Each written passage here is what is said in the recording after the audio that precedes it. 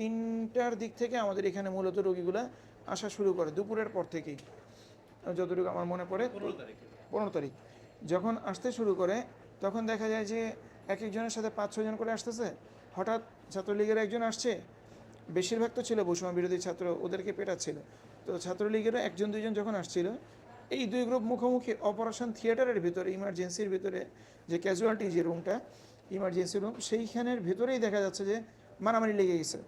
তো সেইখানে হয়তো আমার সিস্টার ইঞ্জেকশন দিচ্ছিল, আমার ডাক্তার, এমনকি এমনও হয়েছে যে রুমের ভেতরে সেলাই দিচ্ছিল, সেখানেও এই হাতাহাতি পর্যায়ে চলে গেছে। আমরা শুনতে পাচ্ছিলাম যে এরকম গণ্ডগোল হচ্ছে। তো আমাদের পরিচালক স্যার খুবই আন্তরিক ছিল পুরা আগাগোড়া সবগুলো ঘটনাতে, যতটুকু আমরা দেখেছি। উনিও ব্যবস্থা নিয়েছেন, বারবার ডাক্তারদেরকে খবর দিচ্ছেন যে ইউনিট প্রধান বা সিনিয়র যারা আছেন যে আপনারা আসেন, থাকেন এখানে। তো স্যার দফায় দফায় দেখছিলাম যে পরিচালকের রুম থেকে ক্যাজুয়ালিটিতে আসতে হয়, মোটামুটি বেশ লম্বা রাস্তা পার হয়ে বারবার আসছেন, কিছুক্ষণ ওখানে থাকছেন, আবার নিজের রুমে যাচ্ছেন, সেখানেও প্রশাসনিক কাজ করছেন। তো আমিও সেদিন ছিলাম। সেদিন থেকেই এই যে সকালবেলা আমরা হাসপাতালে আসা শুরু করলাম, একেবারে 10টা, 11টা, 12টা, কোনো দিন 1টা, 2টার সময় বাসায় গিয়েছি। কিন্তু এই পুরা মানে 15ই জুলাই থেকে শুরু করে একদম 5ই আগস্ট বলবো না, সে আমরা বলবো আসলে 10-12 তারিখ পর্যন্ত এরকম কিন্তু ছিল। তো আমাদের প্রতিদিনই দেখা গেছে যে প্রতিদিন একদম রাত পর্যন্ত হাসপাতালে স্টে করেছিলাম আমরা। কিছু লোক ছিলাম যে অন কল, আমাদেরকে, আমি যেমন আবাসিক সার্জন, আমাকে অন কলে ডাকা হয় যে ক্রিটিক্যাল সিচুয়েশান থাকলে। তো আমরা দেখেছি যে ফুল টাইম আমি থাকলে আমার লাভ, কেমন লাভ, যে এই মানুষের মানে আমারই ভাই, আমারই বন্ধু, আমার মানে হয় আমার ছোট ভাই অথবা আমার ছোট ভাইয়ের ভাই।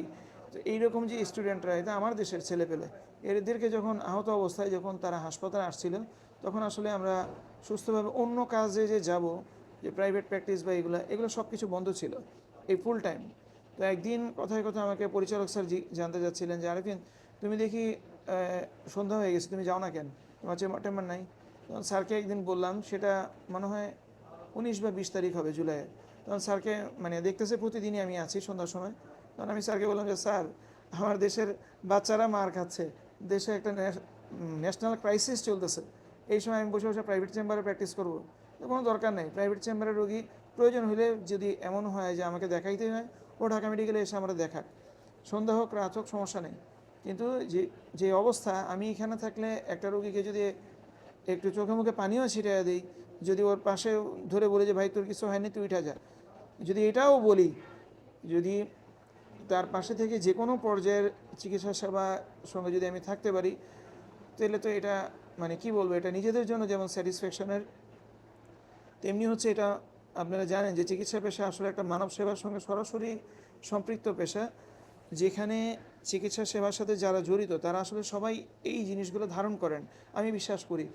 এবং দেখা গেছে যে একটা নিরপরাধ মানুষ, সে ইনজিউর্ড হচ্ছে, কোনো কিছু বুঝে না বুঝে, ছোটো বাচ্চা ঘরে বসে গুলি খাচ্ছে, এগুলো দেখে আসলে না বাসায় থাকাটা পসিবল ছিল না। আমার অফিস টাইম 2:30টার পরে শেষ, আমি চাইলে যেতে পারতাম বাসায়, গিয়ে থাকতাম, ঠিক আছে হাসপাতালে আমাকে ডাকলে আমি যাব। কিন্তু এই জিনিসটা কেন জানি তখন করতে পারিনি, যে কী দরকার, আমার বাসায় রেস্ট নেওয়ার কোনো প্রয়োজন নেই। আমি তো এই সময় হয়তো চেম্বারে বা অপারেশন থিয়েটারে থাকতাম, নিজের প্রাইভেট প্র্যাকটিস। কিন্তু না, এটা কাছেও আমরা ছিলাম না, ফুল টাইম হাসপাতালেই ছিলাম। আলহামদুলিল্লাহ, আল্লাহ তালা আমাদের হাত দিয়ে কিছু মানুষের সেবা করার সুযোগ দিয়েছেন। এটা just because of my profession, যে আল্লাহ তালা এই ভালো একটা মানে এই পেশায় থাকার কারণে সরাসরি মানুষকে হাতে ধরে কিছু সেবা করা যায়, এটা আমরা জানি আলহামদুলিল্লাহ, এবং আল্লাহ তালা এবার করিয়েছেন।